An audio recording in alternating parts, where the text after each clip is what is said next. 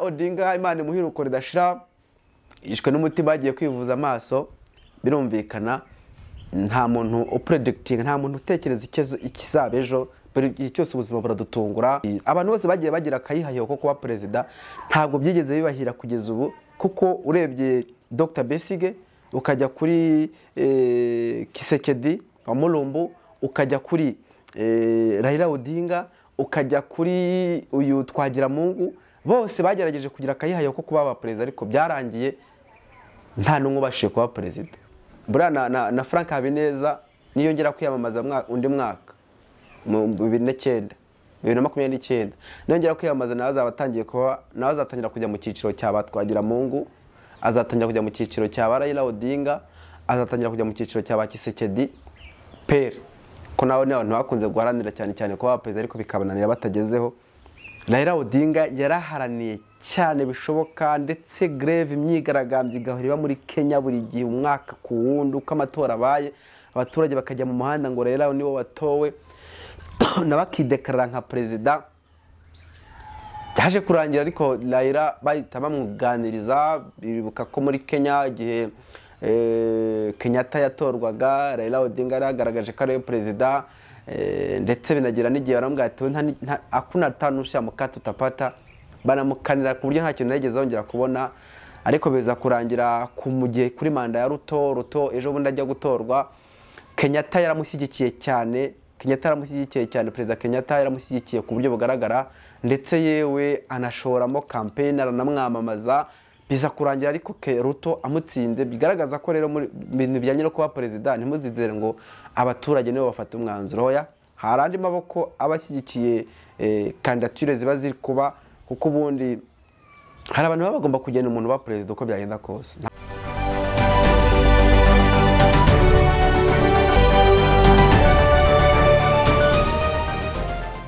Mbasuhuza mwese abakunda ibiganiro byacu by'umwihariko abadukunda bari mu majyepfo amajyaruguru iburasirazuba n'iburengera bwaryo mugakunda avuga bari muri iki gihugu cy'u Rwanda cyo kimwe n'abandi bose bari bwota amasimbi abari muri Canada muri mu bihugu bitandukanye byaba byo ku mugabane wa Afrika by'Iburayi ndetse no ku mugabane wa Aziya mwese turabasuje cyane abantu mwese mudukunda ariko reka manze nisegure maze iminsi ntari gukora by'umwihariko kuri channel ya Ngwino TV ku mpamvu zimwe cyangwa se izindi ndiseguyeho birumvikana ntago twaye tumare duherukanye nuko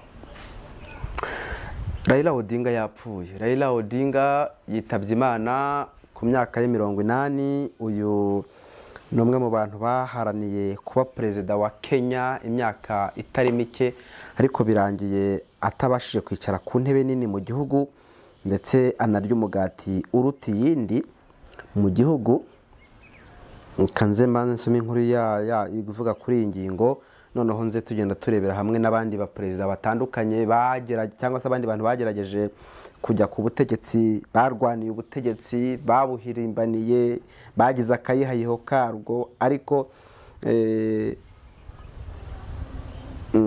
ariko bikarangira bapfuye batabashije kurya kuri uwo mugati nibo tugiye kuza ndigiye kugenda nkomozaho bakeya kugira ngo turebere hamwe ariko abantu murabizi ku myaka 80 Raila Odinga yahanganye n'abaperezida hafi ya bose bo muri kiriya gihugu cya Kenya kuko ntekereza ko nta mu president n'umwe mu ba president bagerageje kuyobora Kenya utarahanganye na Raila Odinga nahabonye reka nsome inkuru ivuga kuri Raila Odinga watabarutse ku myaka 80 yiwe apfa atayoboye Kenya kandi ari cyo kintu haraniraga Raila Odinga wabaye ministri w'intebe wa Kenya yapfuye afite imyaka 80 y'amavuko akaba yaguye mu karere ka Kerala azize guhagarara ku mutima mu gitondo cyo kuri uyu wa gatatu tariki ya 15 Ukwakira 2025 amakuru aturuka muri Kenya avuga ko Raila Odinga yaguye mu bitaro bivura amaso bikanakora ubushakashatsi bya screen harium avuyurdik biherereye muri Emakulam muri ako karere ka Kerala mu Buhinde umutima wamufashe ubwo yari muri siporo mu gitondo cyo kuri uyu wa gatatu azenguruka ibyo bitaro yagiye kwivuza amaso yicwa n'umutima.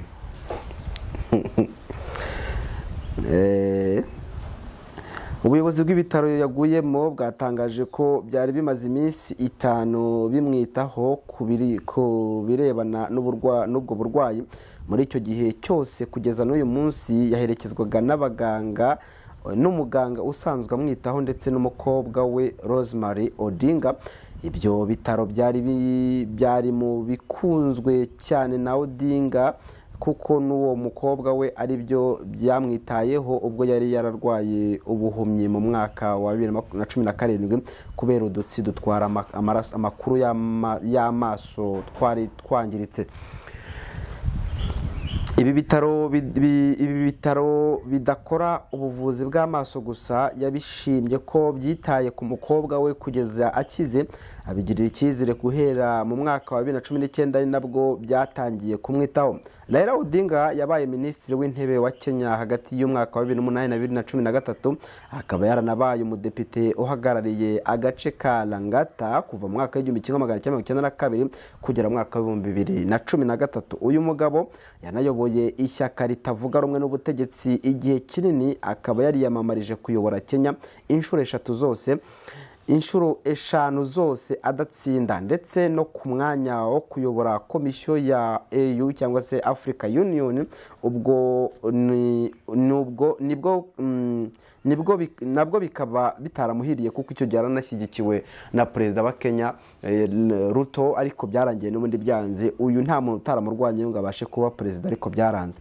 Raila Odinga yavukiye i Maseno muri Kenya, akaba yarinjiye muri politiki mu mwaka w'1980, ariko yatangiye kumenyekana cyane mu mwaka w'1990 ubwo Kenya yari iri ku rugamba rwo gushaka kuvana ku butegetsi ishyaka rya Kenya African National Union KANU rya Daniel Arap Moi. Yagiye mu bikorwa bya politiki no guhangana n'ubutegetsi bwa Daniel Arap Moi, ndetse aza kugirana ibibazo n'ubutegetsi byatumye ashinjwa ibyaha byo gushaka guhirika ubutegetsi. Uyu mugabo rero yarwanyije Arap Moi, arwanya perezida ise wa Kenyatta, arwanya Kenyatta, arwanya Ruto. Noneho Kenyatta niwe yarwanyije cyane. Rero ikintu gitagaje, ni umwe mu bantu bagerageje inshuro zishoboka, inshuro eshanu zose agarukira ku mwamba avuga ngo yatsinze, nigeze yidekara ngo niwe perezida, ariko bikarangira bagiye kumunegosiya ati rwose manika amaboko ko watsinzwe.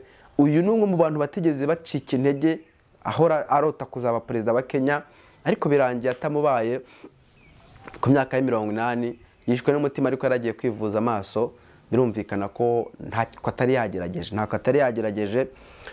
Siwe wenyine ariko wagerageje iki kintu, siwe wenyine wagerageje kuba perezida inshuro zirenze rimwe, ariko bikananirana akagenda agwa babyita kugwa ku rugo, niko nyankunda kumva bavuga. Hari undi mugabo witwa waha mu Rwanda wita Rokokoma, abantu bamuzi nka Rokokoma cyangwa se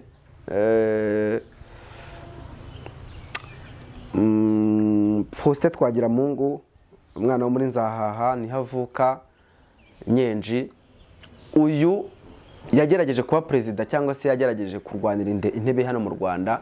We ntabwo yimamaje inshuro nyinshi, ahubwo akayihayihoke no guhora avuga ngo akeneye kuba perezida. Ni bimwe mu bintu abantu bamuziho ko ari umwe mu bantu cyane cyane bagerageje gushaka kuba perezida hano mu Rwanda, ariko ntibimuhire. Ntekereza ko kuva mu mwaka wa 2003 ubwo perezida wa Repubulika Paul Kagame yegukanaga amatora, uyu yari yamamaje yagize ijwi rimwe babyibuka neza, ni rimwe to, ni rimwe cyangwa ni 0 n'ibice bitatu, hagati y'ibice bitatu cyangwa amajwi 3 numva ari 3 na 3 yagize icyo gihe. Uyu yari yiyamamaje afite ikintu cyitwa, yabwiraga abantu ko ngo batore ku giti munsi y'umuvumu, bigera igihe ngo akakiraho iminsi ngo ni kwa mbere, bigera bamuhindura lisite y'itora isohotse asanga ntabwo ari ku mwanya wa mbere, ati noneho ni ku giti. Ni umwe mu bantu nabo bagaragaje akayihayiho ko kuba perezida, ariko perezida wa Repubulika yaramugaragaye kuko icyo gihe yagize amajwi hafi 90 nangahe, n'atanu nimba n'atandatu gutyo n'atanu. Uyu ntabwo yigeze arenga umutaru uyu, kandi cyo kimwe n'abandi buriya na Frank Habineza niyongera kwiyamamaza undi mwaka mu 2029 niyongera kwiyamamaza nawe azatangira kujya mu cyiciro cya Twagiramungu, azatangira kujya mu cyiciro cya Raila Odinga, azatangira kujya mu cyiciro cya Kisekedi Pere, ko nawe n'abantu bakunze guharanira cyane cyane kuba perezida ariko bikabananira batagezeho. Birumvikana kwiyamamaza inshuro nyinshi ubugenda wandika andi mateka.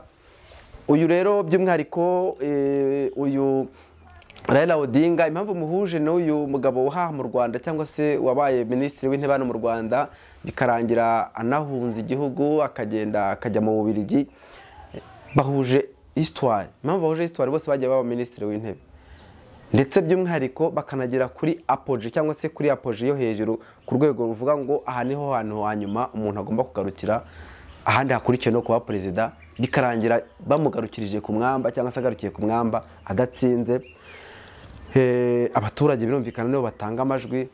Raila Odinga yaraharaniye cyane bishoboka, ndetse greve imyigaragambyo igahora muri Kenya buri gihe umwaka ku wundi uko amatora abaye, abaturage bakajya mu muhanda ngo Raila niwe watowe nabakidekarara nka perezida.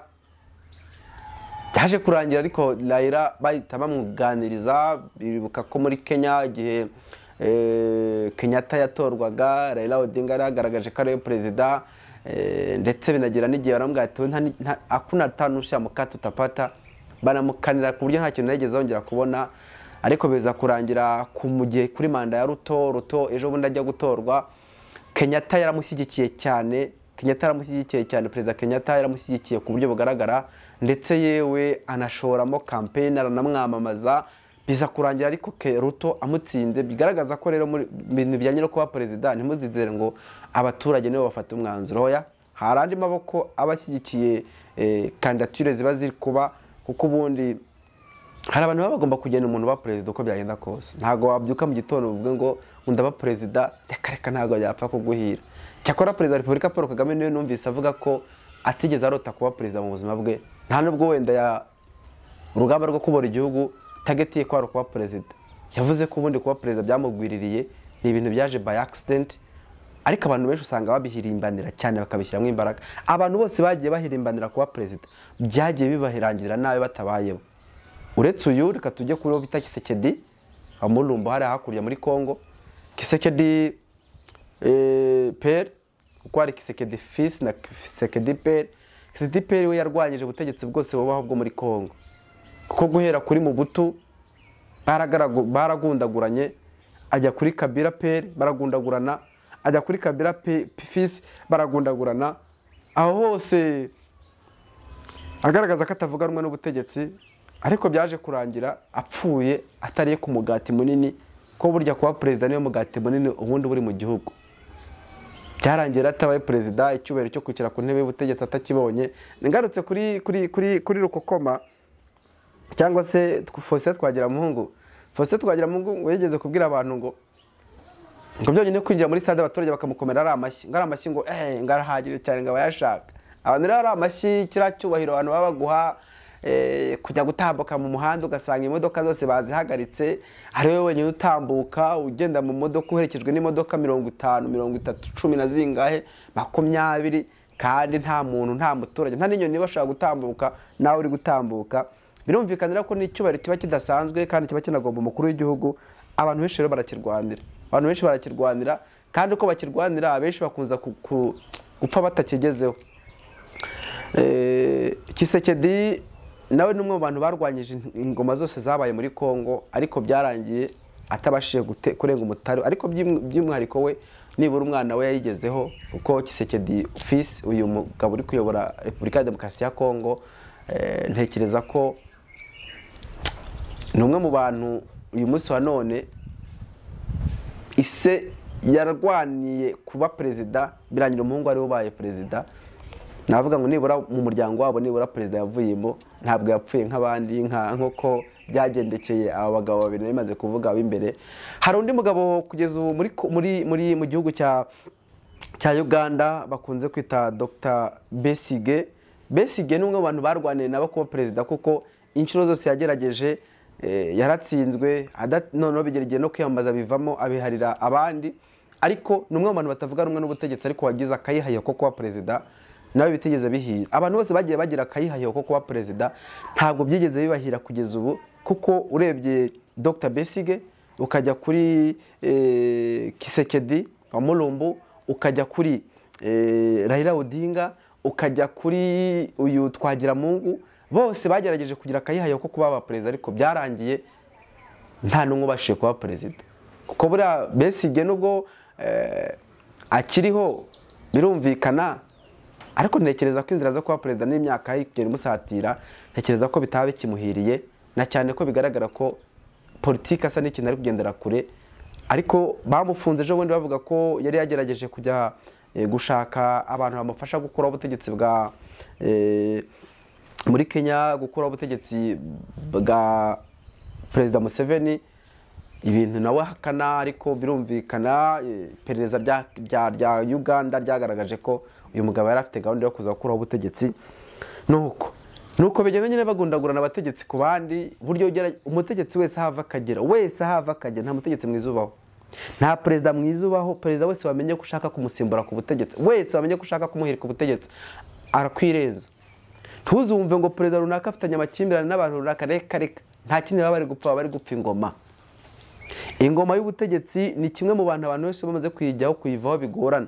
Nk'ubu ngubu tuvuge n'urugero, ntumva ko Kisekedi muri Kongo ari gushaka guhindura itegeko nshinga agombe ku butegetsi.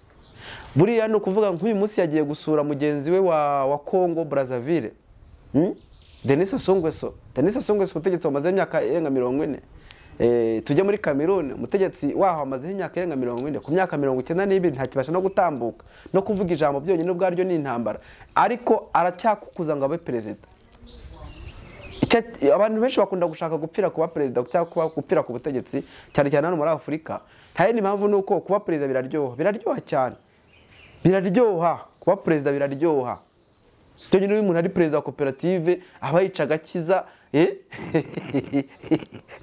noneho hakugize perezida w'igihugu aho ufunga umuntu cyangwa ukamufungura uko ushatse, utanga itegeko kandi rikaba ariryo rikurikizwa, univugira gusa, kwivugira icyo bita kwivugira ajyanye n'umuntu ngo yiganirire, udapfa kuvuga uko wiboneye, kuko ijambo ryose wavuga ryagira ikintu rihindura.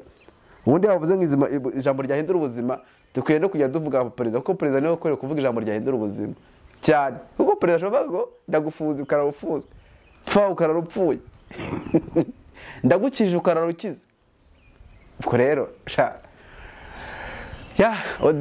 Odinga Imana imuhiruko ridashira, yishwe n'umutima, agiye kwivuza amaso. Birumvikana nta muntu upredicting, nta muntu utekereza ikizaba ejo, buri cyose ubuzima buradutungura. Umuntu aba yicaye avuga ukumva yapfuye. Hari umunyamakuru witwa Shyaka Clever wakoraga kuri Radio 10 wari uri kuvuga mu gitondo, sinzi ngo niba radio barayifunze, agaruka ahantu bumva ngo yapfuye, abantu bavuga ati baratungurwa cyane ngo yishwe n'umutima. Birumvikana rero abantu benshi cyane bakunda gupfa bitunguranye, ndetse by'umwihariko mu buryo abantu batatekereza ko byanashoboka. Umuntu wabonaga ari kugenda ari muzima, nuko bigenda nyine nuko ubuzima bumera. Ariko aba bagabo bagerageje kugira akayihaye ko kuba perezida, ntabwo bijya bikunda kubahira cyane.